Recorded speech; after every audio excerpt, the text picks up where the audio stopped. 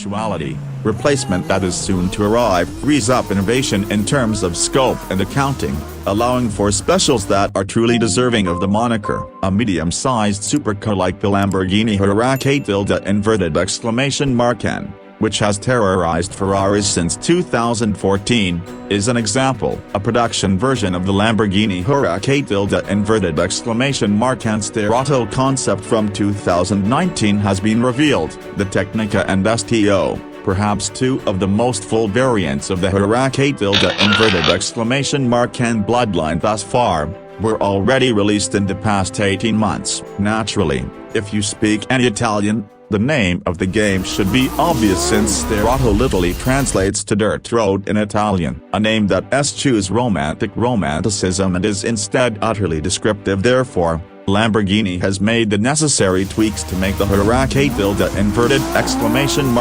genuinely gravel and be road ready without continuously smearing bits of carbon from the front splitter and wheelarch across objects that they shouldn't be smearing, to prevent them from being wiped off like wet tissue paper if they scrap a geographical feature, and to assist prevent that problem from occurring in the first place. The front bumper, rear bumper, and side skirts have all been reinforced and reprofiled. A front skid plate, some underbody armor, and a general bulk are present. Functional roof rails, bonnet-mounted driving lights, an inlet scoop, and the inevitable inclusion of optional lifestyle items like never-used roof tents and light bars are all present. The actual engine is a 5.2-liter naturally aspirated V10, just like the normal Huracan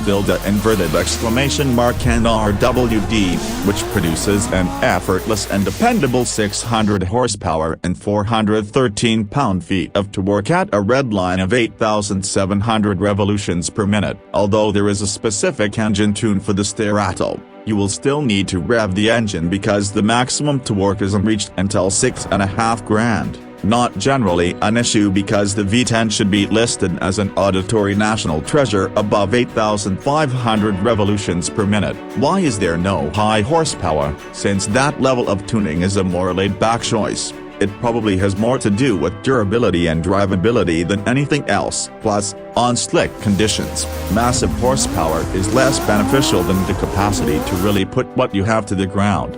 Anchored to with more precise LDVI, Lamborghini integrated vehicle dynamics, which now has an additional setting for the animal mode selector. The engine is connected to the well-known 7-speed paddle shift that drives through Lamborghini's customary permanent, adaptive all-wheel drive. These alternatives are now Rally, Sport, and Strada, which are all quite self-explanatory. Rally suggests a strong rear tilt and a lot of excitement. There are interior adjustments as well, but the final production specification has not yet been established. The only things we are aware of are that there aren't many alterations. A new sort of Alcantara called Verde Sterrato was created just for the Sterrato. A logo is on the side of the seats, and there is a pitch and roll readout. The assumption is that if you're but the suspension is arguably the Sterrato's most crucial and obvious feature, because it has much more of it than a typical automobile does. So let's start from scratch. With 19-inch rims on each corner and all-terrain tires with thicker sidewalls and a more aggressive tread pattern than you often see on a mid-engine supercar,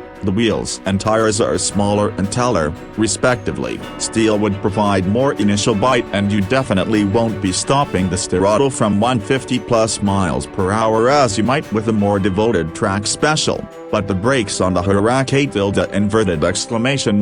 work on the road, so there's no real reason why they should be an issue. With wheel travel increasing by 25% on the front axle and 35% on the rear, as well as a ride height rise of 44 mm over something like a Huracan Evo. Those wheels and tires also have more mobility. These numbers may not seem like much, but when you consider that a hydraulic nose lift will boost the ride height by 40 mm, which unquestionably aids in clearing speed bumps, you can see how the extra will make a big impact. A greater feature may be struck without bottoming out the suspension or clattering the bump stops thanks to the additional wheel travel. More suspension results in less bounce on uneven terrain, which increases control. In the end, more enjoyment. Remember that this isn't meant to be an off-road vehicle or mud-plugging vehicle. What are your initial impressions? The Sterrato simply looks flawlessly appropriate in metal. The Huracan !! Has never been a very beautiful vehicle. It is striking and beautiful, but it also contains a lot of testosterone and geometry, so the protein-packed additions to the Sterrato don't seem out of place. In actuality, they wonderfully complement it, particularly the exposed bolt wheelarches and roof rails. The front driving lights, which are located on the forward edge of the bonnet, don't feel very well integrated, but everything else works. It doesn't exactly slack off with 3.4 seconds to 62 miles per hour, 9.8 seconds to 124 miles per hour, and a top speed of 162 miles per hour. Furthermore, Lamborghini's engineering upgrades for the Sterrato are more about extending the base Huracan !! comfort zone than they are about gaining points on paper. This results in a Huracan that can be appreciated more frequently and to its fullest extent. After all, rather than a convenient racetrack, we're probably all closer to a gravel road or a rough beat. Having said that, the intriguing aspect of this situation is that, at least for regular people, it might be the most enjoyable Huracan ! To drive. The Sterrato may be noticeably more entertaining on a real circuit than some of its more track-focused brothers due to more progressive tire breakaway, longer suspension travel, and a tendency to telegraph grip changes. Sure, it's slower, but not necessarily worse, and it's still quite loud. The Sterrato may very well be the best Huracan ! Ever when you consider its ability to assault a gravel or secondary road with just the right amount of vigor without risking destroying some very costly suspension.